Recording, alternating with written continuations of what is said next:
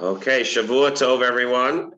Thank you for joining us on this evening. I want to also thank the Federation for always putting together a great program for Shavuos learning.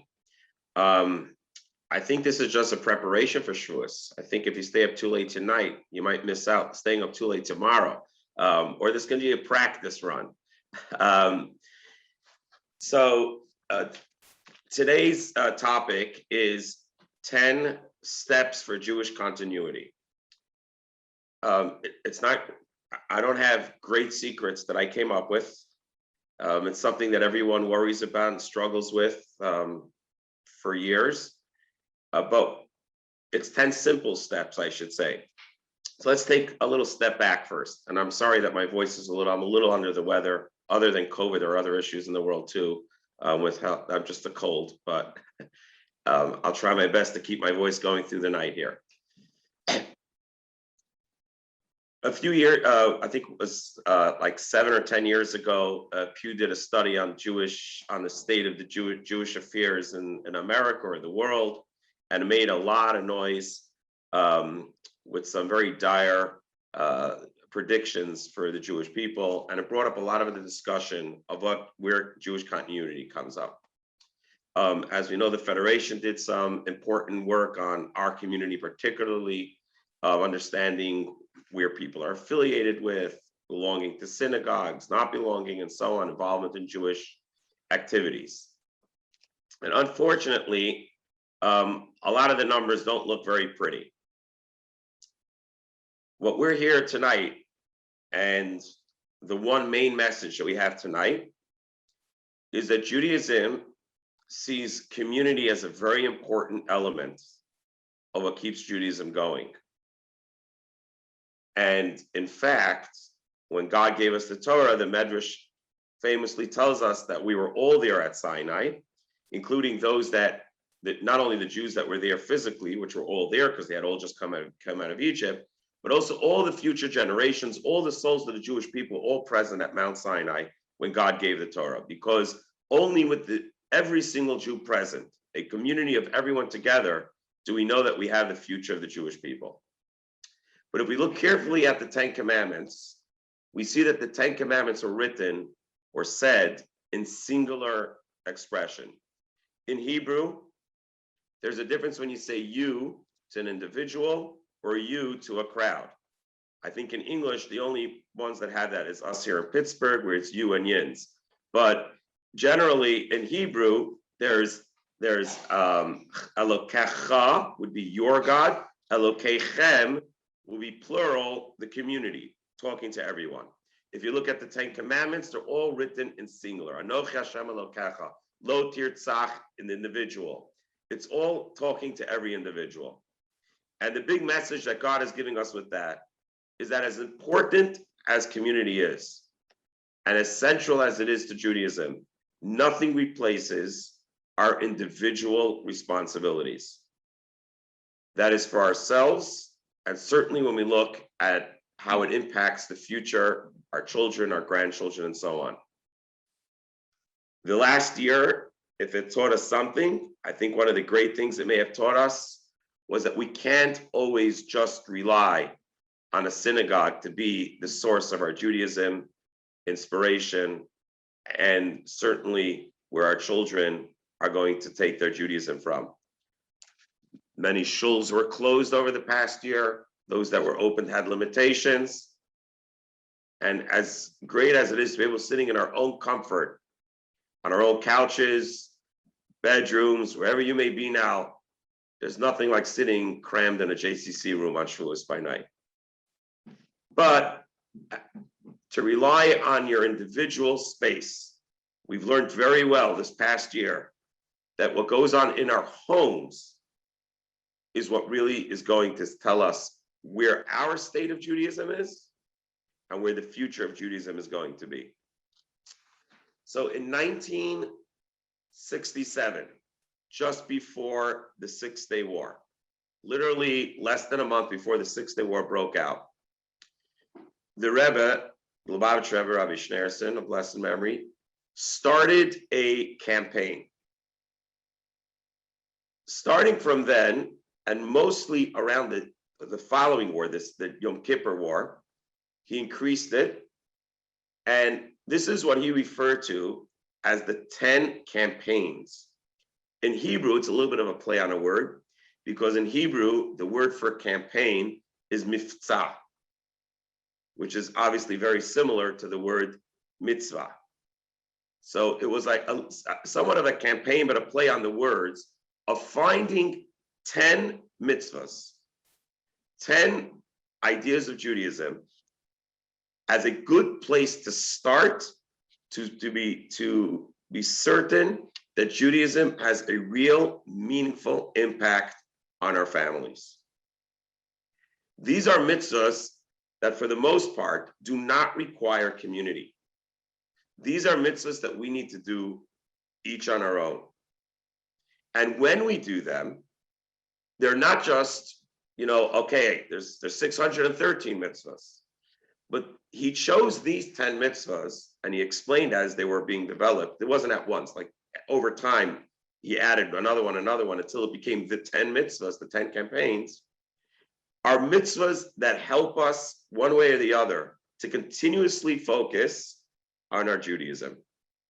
So I want to go through these 10 mitzvahs, explain the basics of what they are, which a lot of them you'll know because they're basic mitzvahs, as well as explain what's important about them and some interesting facts about these mitzvahs. So let us start. We'll start with the first one, the one that he started this whole campaign with, which was tefillin. How many of you have been nagged on the street by a Chabad kid? Did you put on tefillin today? If you haven't hung around the Jewish community. That was the first campaign that he started.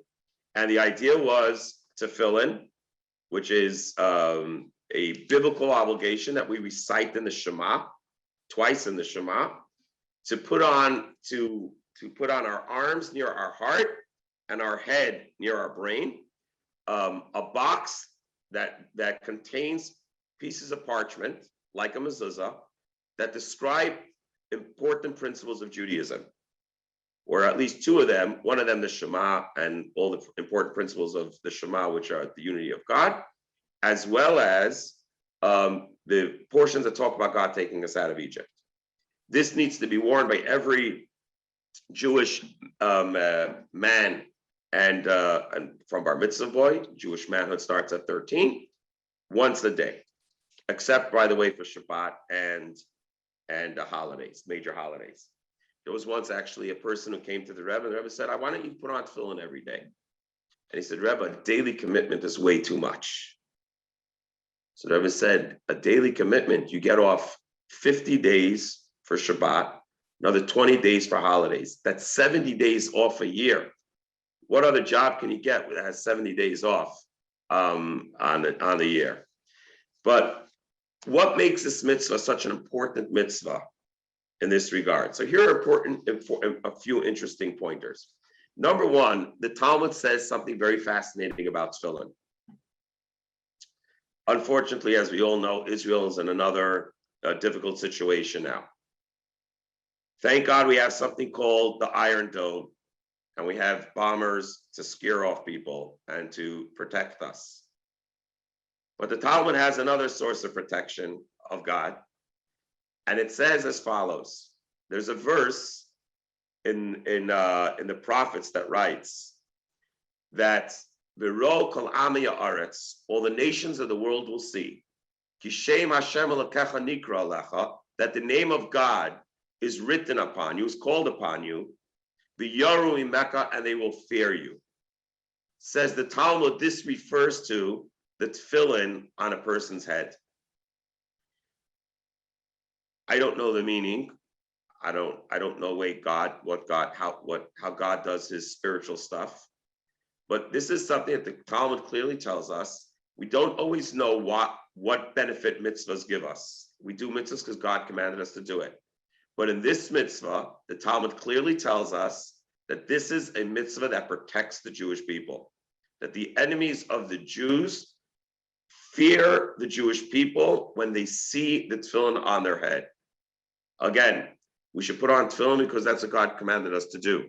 But it's a clear indication that the Talmud tells us that this is something that helps protect the Jewish people. Another thing the Talmud tells us about tefillin, that a person who put on tefillin, there's a lot of mitzvahs, as we all know. We try to do as many as we can.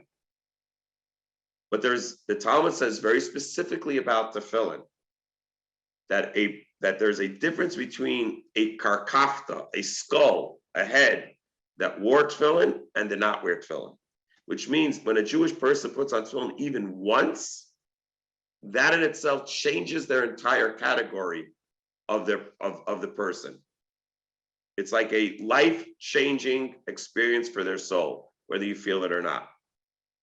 Which obviously shows us the Talmud picks that mitzvah in order to tell us of how important that mitzvah is. The mitzvah is done, as we mentioned before, daily. But there's another important element of this mitzvah that tells us why it's so important. Most mitzvahs are action related. They obviously have purpose, intention, kavana, but secondary to the action. When it comes to tefillin, the code of Jewish law says that a person is supposed to stop and think what they're doing as part of the mitzvah. And that if you stop every day, and by the way, putting on tefillin can take as long as an hour if you want to daven a long davening in it, or as short as 2 minutes if you want to put it on and say the Shema. And when you do that, and you stop and you think, why am I doing this? Because I have a heart and mind. As we mentioned before, the tefillin go next to the heart and next to the mind. That reminds us that this is the heart and mind need to be committed to something greater than just myself, to a God who gives me direction. Imagine if every single day, the first thing in the morning, you start your day with an action that focuses on something that you need to connect with, your importance, where you are, what you're here for, and what your day is going to look like. Again, talking about Jewish continuity. If your child or grandchild every day knew that they need to stop, think of what they're here for. What does it mean to be a Jew? Where do their mind and their desires need to be? What do their interests need to be? And directed thinking, saying the Shema, thinking about the tefillin, we hope that the rest of the day will go in the right direction. We don't have, each one of these mitzvahs, by the way, can be a class for itself, but obviously we're going to go, it's a 50-minute class, so we get 5 minutes on each. As we mentioned, tefillin is focused on men, so we'll take the next one, which is focused on women.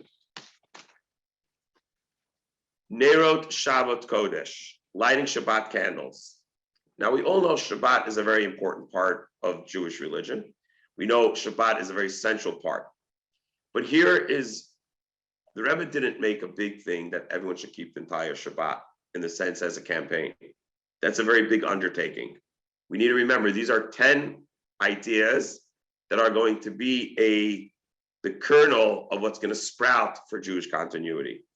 So of course, we'd love everyone to keep Shabbat completely, but that's a campaign that's a tall order. So the Rebbe said, let's start simple. Let's start with the first thing of Shabbat. What's the very first thing of Shabbat? Lighting Shabbat candles. That's the first thing in a Jewish home, which we begin Shabbat. What happens, and where does Shabbat candles come from? Some very beautiful sayings from our sages about this. Shabbat candles, the Talmud says, are meant to bring peace to the home. Back in the day when you didn't have electric, if it was dark, sitting in the dark is not a good way to have a meal on Friday night, not a good way to get around your house, stumble. You can't light a Shabbat candle on Shabbat. So if your candles are off, you're in trouble. So the sages instituted, it's not a biblical commandment, it's a rabbinical mitzvah. The rabbis instituted that in order that there be peace in the home, that every home needs to have lights on or candles on before Shabbat. Now, thank God today, I believe everyone, if you're on Zoom now, that means you have you have access to electric, so you don't need Shabbat candles to have light in your home. But the message still remains, because the Shabbat candles don't just represent the physical light that they bring, but the warmth that are brought into their home. There are many Jewish people that may not celebrate Shabbat completely, but I've heard from so many people, they say, Rabbi, in our home, Friday night, you have to be home. Shabbat candles, Kiddush, a Shabbat dinner together. And then as we grew older, we can then go out and do whatever we wanted. But the beginning of Shabbat was sacred. Shabbat candles, Kiddush, and family dinner. There is no more important way to ensure continuity of Judaism than the family setting. And there's no greater opportunity for a family setting than a Shabbat dinner together. Starting with, now, Shabbat dinner doesn't just mean to eat together, but if you want it to be a Jewish experience that holds everyone together, you can have dinner Wednesday night.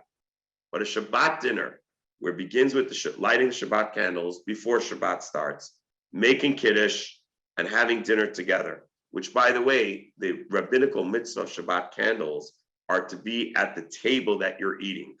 Because again, those days was about having light where you're eating, where you're making Kiddush. So the idea of the Shabbat candles associated with the Shabbat dinner. So even though Shabbat candles need to be lit before Shabbat and holidays start, but they're present at the table when you're sitting down to eat Shabbat. In other words, in the winter, that could be 5 o'clock. But whenever you're sitting down to dinner, those Shabbat candles are there. Kiddush is being recited. The family knows that they need to be there. This is a family event. That creates a central family spot that holds everyone together in a Jewish form. I have to say, one of the things that COVID did to our family was we started having dinner every night together. Before COVID, everyone grabbed dinner and did it. But when we were stuck at home, no one was going anywhere for 2 months. So we had dinner together and it continued. It's beautiful, but it doesn't come close to sitting around for a Shabbat dinner. It has a different experience, and certainly from a Jewish perspective. And there's no way to make a Shabbat statement greater than lighting Shabbat candles.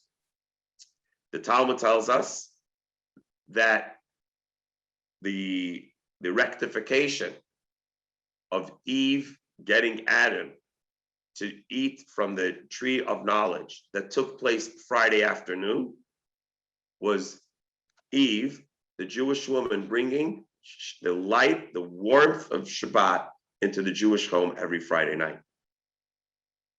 In other words, just like Eve brought darkness in the world by eating from the tree of knowledge, the Jewish woman is the one that is charged with bringing the warmth and light of Judaism into the home, expressed by this mitzvah of bringing Shabbat candles every single week. And you know what happens if there's someone sees Shabbat candles? Maybe they'll say, maybe I need to do a little more than just Shabbat candles, maybe a little more Shabbat. Who knows? But the most important thing is that there's a beginning, there's a point where Shabbat begins with the warmth, and again, something that affects the entire family. Third mitzvah, mezuzah. A kosher mezuzah on the door of your home. Again, this comes from the Shema. Important. Two important things about mezuzah. Number one, a mezuzah is not the case. The case is the case of the mezuzah. A lot of time I ask people, do you have a mezuzah? I have beautiful mezuzahs. It's the case. I said, you can have as beautiful as cases as you want. But the scroll that comes in it are not instructions in Hebrew. That is the mezuzah. Some people actually have a custom to use cases that are translucent, that you should be able to see the actual scrolls. There is a concept in the Talmud to make a mitzvah beautiful. So having a beautiful mezuzah case is a beautiful thing. But what's most important is that the scroll is beautiful, and that you have the most beautiful scroll that is written right. Like a Torah, and like the parchment in Tefillin, it needs to be written on parchment. Paper is not acceptable as a mezuzah. It needs to be written on parchment by a scribe who knows what he's doing. Don't ask me to write Tefillin or mezuzah because I have the worst handwriting. You need to know, they need to write it carefully and needs to be done properly. So where does a mezuzah go? So here's another, it goes on at least on the front door of the home. Best on every room that has at least 36 square feet, which is basically every room except closets. On the right side, as you enter the room, the mezuzah goes. And here comes a Jewish surprise. Compromise. We don't have a lot of compromise in our nature, but here's some compromise in Judaism. One opinion says mezuzah goes straight up. The other is vertically. The other one says horizontally. So we compromise. We put it on an angle. I'm not sure anywhere else where we get compromise in Judaism. So if you want at least one thing to bring some peace, put up a mezuzah for some compromise. The mezuzah has on the cover, it has a shin, if you see. That's the first letter of one of God's names. Shin Daled Yud, Shakai. The Talmud says that this is an abbreviation for the verse Shomer Dlatot Hashem, or Yisrael. God guards the doors of our homes. A mezuzah is your Jewish alarm system. You're buying a new home, you're renovating your home, you're putting in tens of thousands of dollars into upgrading your system. We're putting hundreds of thousands of dollars into upgrading our security systems. That's important. But we also have a Jewish security system called a mezuzah, which is also interesting. The Talmud says that the landlord is not obligated to put up a mezuzah. The tenant is obligated to put up the mezuzah because the mezuzah is not for the home. The mezuzah is for the person who's living in the home. This is your protection as well as your reminder. So I had a program with children where I would teach them how to do different mitzvahs. So we were teaching them, 11, 12-year-old boys, teaching them how to do the mitzvah of mezuzah. So I figured, how are we going to do it? There's no better way than actually doing it, putting up mezuzahs. So I call a friend, let's call him Jack. I say, Jack, you have mezuzahs on your apartment? He says, no. I said, would you like mezuzahs on your apartment? He says, I would love it, I can't afford it. I said, Jack, no, I have the mezuzahs. I just want to bring 5 boys to put them up with me. He says, my apartment's such a mess. I said, bro, come on, the 5 boys, they're not going to care. No one's looking at their apartment. He says, sure, okay, let's go put on the mezuzahs. So we come to Jack's home, we put up the mezuzahs, he's really happy. 3 weeks later, I see Jack, I say, Jack, how you doing? He said, Rabbi, you ruined my life. I said, I ruined your life, what did I do?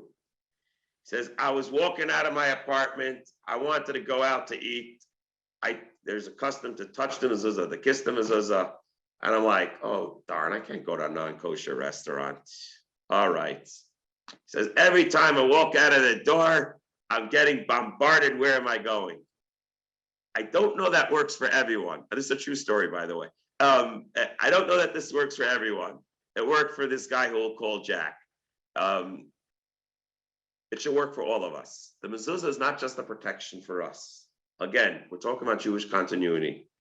If we have a mezuzah on the door, if our children walk out and we teach them to touch the mezuzah, to acknowledge the mezuzah, another good reminder on their homes, on our homes, another good reminder that where we go, wherever we are, in the home and out of the home, the importance of always having a reminder of our Judaism. We're here tonight to study Torah. I once heard from Rabbi Adin Even Yisrael, Rabbi Adin Steinsaltz of blessed memory, one of the greatest contributors to Jewish Torah study in our generation. What's unique I'm not a big. He was a very knowledgeable man, not just in Judaism, but in the world at large. So I'll take his word for it. I'm not that knowledgeable in other religions. I know a little bit about Judaism. I definitely don't know about other religions, but this is something he pointed out. It says every religion, by definition, has a faith, just as Judaism has a faith. They may be obviously different faiths, but there's faith. There's belief systems. It says every religion has actions, things that you need to do, behaviors. I don't think anything comes close to Judaism with 613 and a law about everything and anything and how and where. But everyone has behaviors. It says every religion has a theology, but there's only one religion where the theology was meant for every individual to study.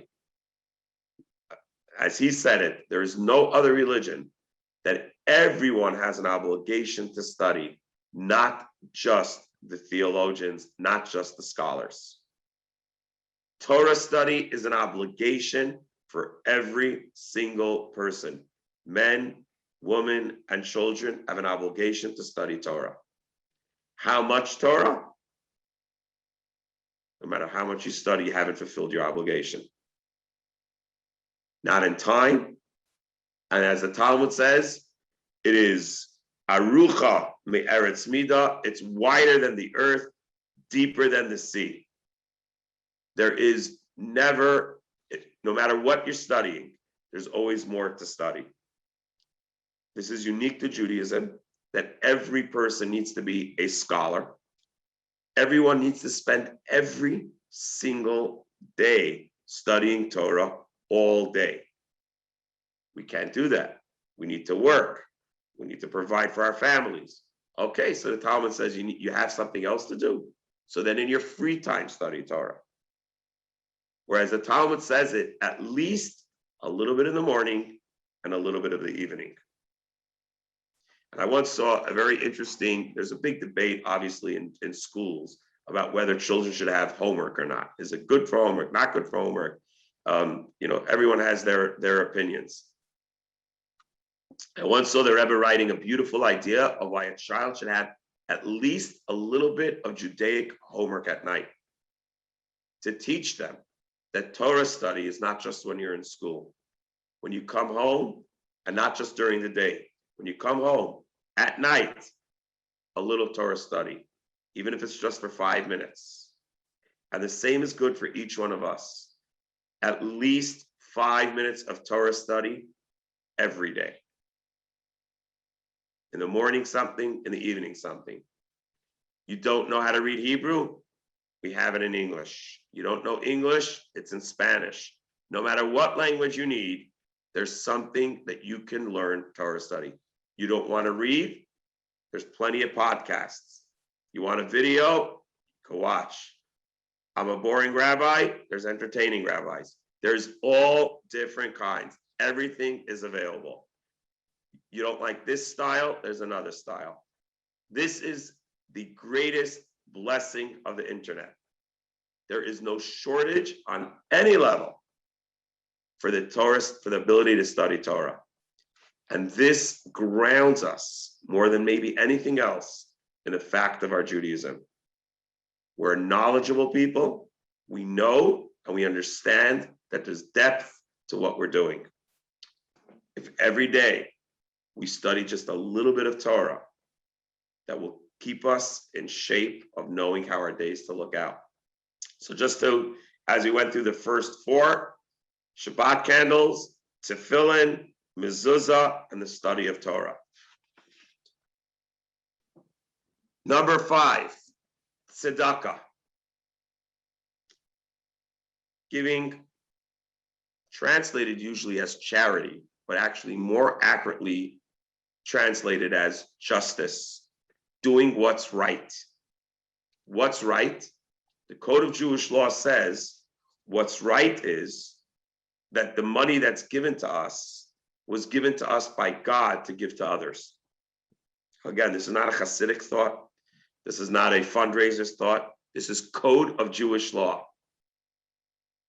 God gives us money so we can provide for others. The importance of giving charity.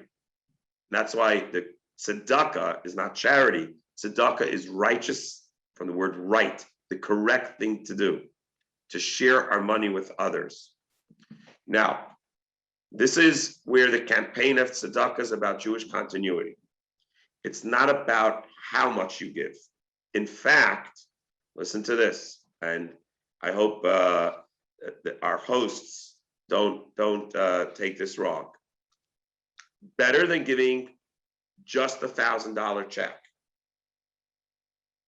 Giving 300. Well, on Shabbat and holidays we don't give charity, so we give double before the holiday begins. But 365 days putting something in the tzedakah box. So to reconcile both needs, let's do it this way: $1,000 check with 365 pennies, 365 dimes, 365 nickels, or $365, or $365,000, whichever number works for you, to put some charity in the tzedakah box, in the pushka, every single day. This is not something just that the JNF started to get pushkas into everyone's house. This is not what the school started to get little pushkas. Everyone has to collect money. Yes, it brings in a certain sum of money. This is about our ability to every day stop and think, what have I done for someone else? There's no greater mitzvah, no greater opportunity to be able to do something for someone else.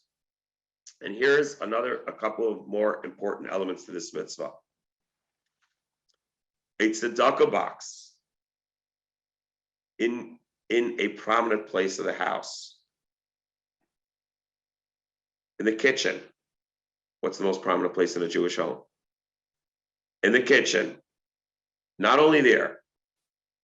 One year the Rebbe actually said, drill it into the house. In other words, like attach it to the house. Your whole house should become a house of tzedakah box. When I was 9 years old, the Rebbe started a campaign. Every child should have a tzedakah box in their room. So the child knows that they put in charity every day in their own tzedakah box. We each got a box that had our name on it. We put in our pennies in that box. The importance of not just giving charity, but giving charity every single day, plus some extra before Shabbat and holidays for the days that we can't give. The Zohar teaches us that God's behavior to us reflects our behavior to others. If we give charity and we care for others, then God shows us charity and gives to us. I always say, if the Federation wants some great fundraising tips for Israel, they should study in the back of the Chabad book Tanya. There's letters that the Alter Rebbe wrote. The Alter Rebbe, this is in the early 1800s, where there was the first settlement of the Hasidic in Tiberias and Tzfat, and then eventually in Jerusalem, and they were supported by their brethren back in Russia or Poland, wherever they were. And so the Alter Rebbe collected funds on behalf of the Jews in Israel, which actually got him in trouble with the Russian government, who was at war with the Turks, who were there then controlling, the Ottoman Empire was controlling Israel. In any case, he wrote letters explaining why Kabbalistically, the best thing you could do with your money is give it to charity, and particularly charity in Israel. So deep Kabbalistic letters explaining how important it is to do what we want God to do for us, what we do for others, helping others. And again, in terms of teaching our children to act Jewishly, giving charity every single day. And again, it's not about the numbers and how much we give. It's about the act of giving charity every day is a tremendous educational element of knowing that our children are taking Judaism serious. In fact, in Talmud, when it says the word mitzvah, without saying which mitzvah, It means the mitzvah of tzedakah in the Jerusalem Talmud. The mitzvah of tzedakah. My son Chesky wants to come say hello to everyone. I was told that he's the reason why people came on the Zoom, because he has a tendency of sniffing out a Torah class. We're talking about why this is the Jewish continuity. Okay, now you want to say goodnight to everyone? This is what happens when you get a Shabbos nap. Okay. All right, sorry about that. Brief commercial and commercial. It was good. Rabbi Mark says it was the right thing. Okay, I appreciate that. So when the Talmud said, the Jerusalem Talmud says the word mitzvah, without even identifying which mitzvah, it's the mitzvah of tzedakah. Because that is the quintessential mitzvah of Judaism, giving for others. But again, if we do it not just as, oh, of course, my name is on the sponsoring of such and such, then it's a one-time act that we're not putting into our children on an ongoing basis. Whereas if every one of us has their own tzedakah box, and they know that they have to put it in every single day to give charity, that's a way of ensuring that it continues. And again, that's not in place of giving and supporting the organizations. Talking about a Jewish home. This one's not a mitzvah per se. I think from all the 10 campaigns, this is the only one that the Rebbe identified as a campaign without really being a mitzvah per se. And that is to have a house filled with Jewish books. Now, if any of you have been into my house, I have a big wall, 15 feet, filled with Jewish books. It's usually the children who have the courage to ask the question, Rabbi, have you read all those books? The adults you want to ask the question, but the children ask the question. And my answer is, it's a reference library. So that way I don't have to lie, but it doesn't look like I just have a bunch of books on the shelf. If you have a lot of Jewish books, what's the worst thing that might happen in your home? Something very terrible. Someone might take a book off the shelf and read it. It creates a Jewish environment. You walk in, if you walk into a house and there's a bunch of science books around, you're in a scientist's home or someone who has interest in science. If you walk into a home and there's Jewish books everywhere, what does it tell you about the home? What does the child in the home feel like? What does the adult in the home feel like? This is a place where Judaism matters. This is a place where Judaism is important. And of course, if it comes off the shelf and gets studied, that's a plus. You'll get 2 campaigns in there, both the Torah study and the having the house full of books. And again, going back to what we spoke about before about charity, it's not just in a prominent place in the home. That same time that the Rebbe started this campaign of every child having a pushka, a tzedakah box in their room, he said every Jewish child should also have a siddur and a chumash in their room. Let them have a Jewish book in their room that they know that their room is a room has holiness to it as well. We got about 10 minutes left, so I'm going to go through the next 4 a little quicker. What is the most important activity that Jews do? Most important activity that Jews do.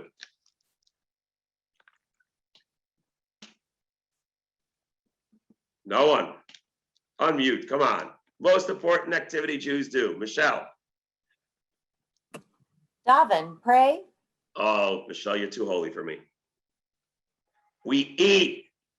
Jews eat. As Mark wanted to say it. Right. I was sure you had it. We eat. Every holiday, food, Shabbat, food. Shavuos, cheese blitzes, cheesecake. It's all about the food. Kashrut, a kosher home. There is nothing more Jewish than eating kosher. And that doesn't mean gefilte fish, lox, borscht, chicken soup.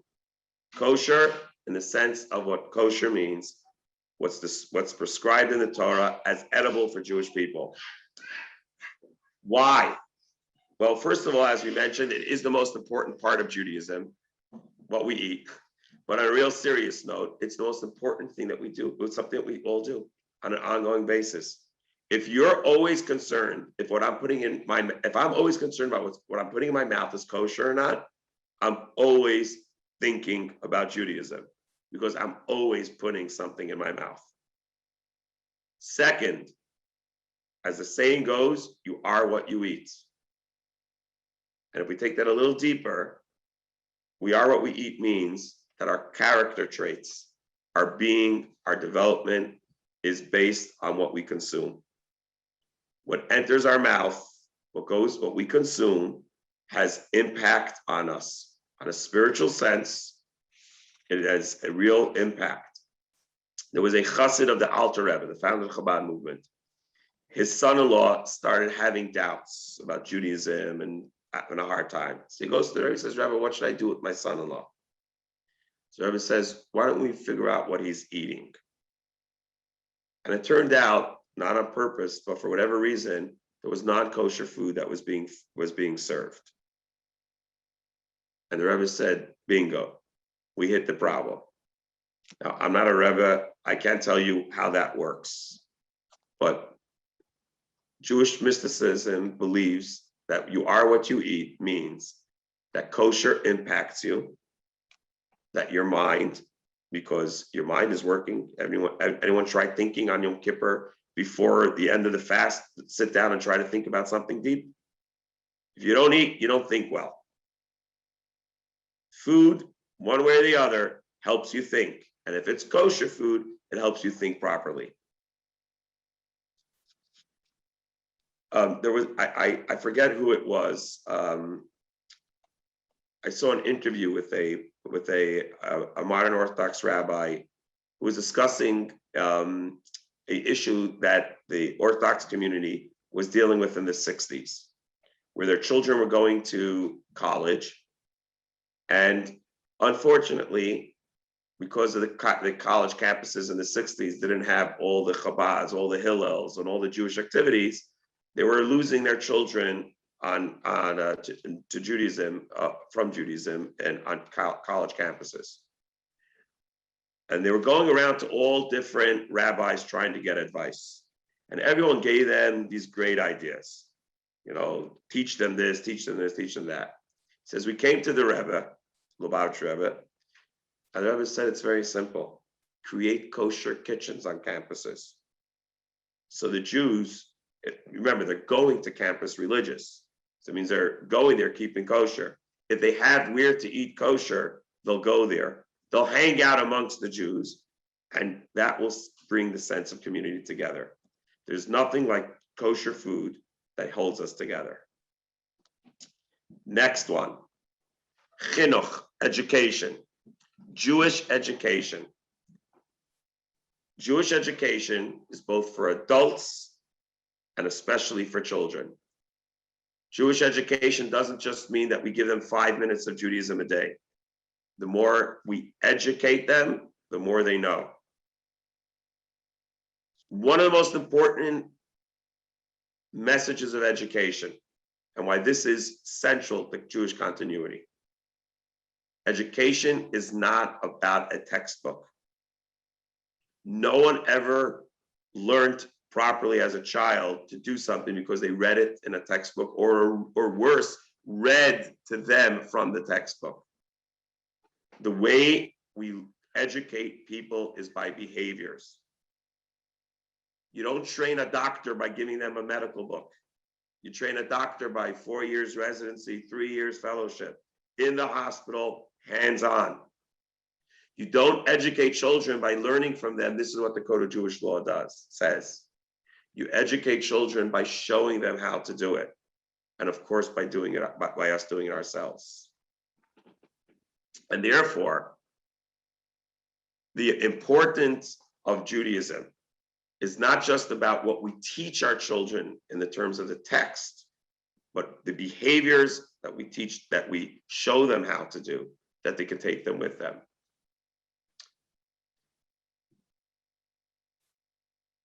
Number 9, Tarat HaMishpacha, family purity. This one really needs a full class for itself. This is about following the Jewish laws of family purity, using the mikvah. That's based on a woman's menstruation cycle, and using the mikvah every time that after menstruating. This is an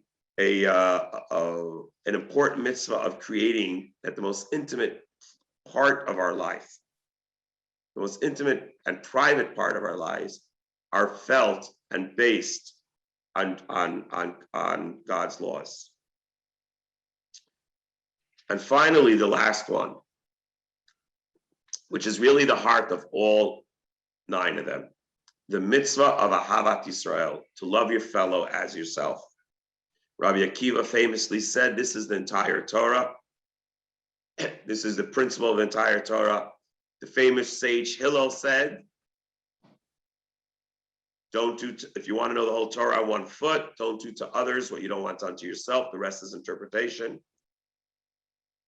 Ahavat Yisrael, loving another, just as ourselves, is really at the heart of what Judaism is about. Similar to what we said before about charity, the ability to see one another as valued as we value ourselves.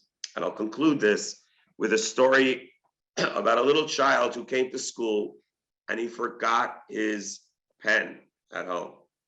So the child turns to the boy next to him and says, "Can I borrow some ink?" I think this is the old days, so ink or a pen. His friend says, "You forgot your pen, it's your problem." The teacher notes and teacher's quiet. Later, the teacher calls the children and he says, he holds up the letter Aleph and he says, "What letter is this?" The child says, "An Aleph." He goes, "It's not an Aleph." He puts it down. He lifts the base and he says, "What's this?" He says, "A base, a bet." No, puts it down. "What's this?" "A gimel." No, it's not a gimel. The kids are looking at what's going wrong with their teacher. The teacher picks up the Aleph. He says, this letter is, when your friend needs a pen, you give him a pen. Picks up the base. Says, this letter is, when your friend needs a pen, you give him a pen. Picks up the gimel. This letter is, when your friend needs a pen, you give him a pen. That is the heart of all of Judaism. So, as a summary and as a wrap up, I'm going to play a video of all 10. I think it's about 3 or 4 minutes. Is it okay if we go 3 minutes over to 3 minutes over time, Sharon? Yeah. So this is a video. It was made for teens. So I know we have more adults here than teens, but I think it will bring across the message in a cuter, quick way, and a good summary of the 10 campaigns. Mitzvah. This is also a mitzvah. Mitzvah means connection. Kind of like a Wi-Fi that wires me up with God. Actually, there's 613 mitzvahs. Yikes, where do I even start? The Rebbe suggested 10 mitzvah campaigns to get started with. Here we go. When liftoff. Number 1. If you've met Chabad, you've probably met these. Just before the Six-Day War, the Rebbe urged all soldiers in the IDF to strap and wrap. The Six-Day War ended in just, you guessed it, 6 days. Enough said. Men, ages 13 and up, are encouraged to wear tefillin every morning, excluding Shabbat and the holidays. Number 2. This is Sarah. Sarah is a wannabe photographer. Her last post on Instagram looked like this. Actually, she's posted this, and this since that. I know what Sarah will be posting this Friday, 18 minutes before sunset, in honor of Shabbat. Yeah, she lights it up every week, along with thousands of women across the globe. Number 3. No, it's not a Jewish doorbell. This is a mezuzah. Actually, this is a mezuzah case. The mezuzah is the scroll inside. An expert scribe handwrote the Shema on it. This home security device is wired into the Heavenly Protection Agency. Oh, mezuzah, we'll definitely leave you hanging. 4. Some say the Torah is a book of laws and inspiration. Others say it's a history book. Myth. Big myth. The Torah is a manual for life. It is the blueprint God used to create the universe. So So tap into God's infinite wisdom and get to know His plan for you. Even just a few lines a day. Number 5. Open up your wallet and take out a dollar bill. You are holding the most holiest thing, because when you give charity, you give your entire being, because you spits like crazy for that money. Thanks, Mike. So give tzedakah. Keep a pushka in your home, office, and school. Gee, this pizza's talking to me. Just in time. Number 6, it's kosher. Kosher is not about lox and matzo ball soup. It's also not food blessed by the rabbi. Kosher is the diet plan for the soul created by God. Chinese, Mexican, Italian, vegan, and vegetarian dishes can be kosher. Oi, that reminds me, my kugel is burning. Number 7. This is Bob. Bob's great-great-great-grandfather asked the sage Hillel to tell him the whole Torah while on one foot. This is Hillel. Hillel said, "Don't do unto others what you don't want done to you." This is Rabbi Akiva. He said, Ahavas Yisrael. Love your fellow as yourself is the most basic principle in the Torah. Be like Bob. Show some love. Number 8. What do we have here? Jacob and Rachel want to line their walls full of Jewish books, although I told them there was a library right down the street. Are you ready? Come on.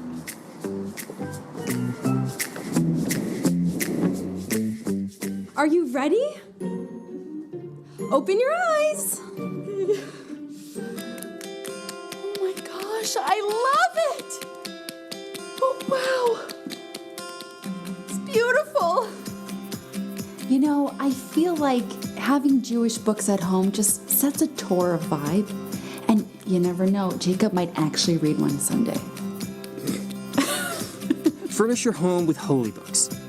At least get a Chumash, Psalms, and a prayer book. Number 9. The year was 2238. Jacob's family is about to move to Egypt. Before packing any sushi for the big trip, Jacob sends his son Judah ahead to found the Torah Academy of Egypt. From then on, Jewish education sustained us wherever we went. Give the gift of authentic Jewish education to every Jewish child. Last but not least, number 10. Once upon a time, Mr. Wright was engaged to Miss Wright.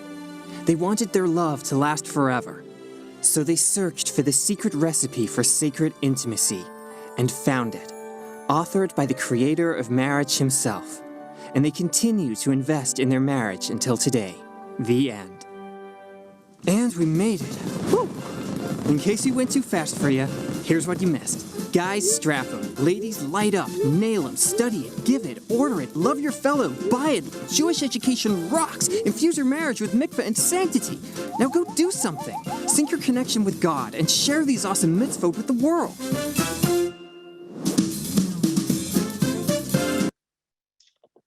So there you have it, the 10 mitzvahs that if we do them all right, I think we're in a good place for Jewish continuity.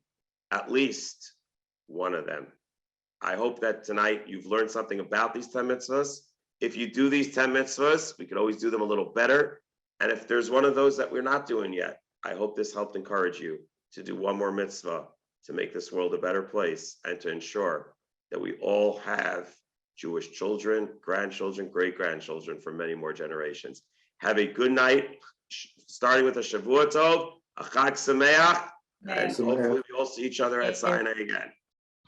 Thank you. Thank you. Thank you, Rabbi Altein. Feel better. Thanks. Leave. Want to leave?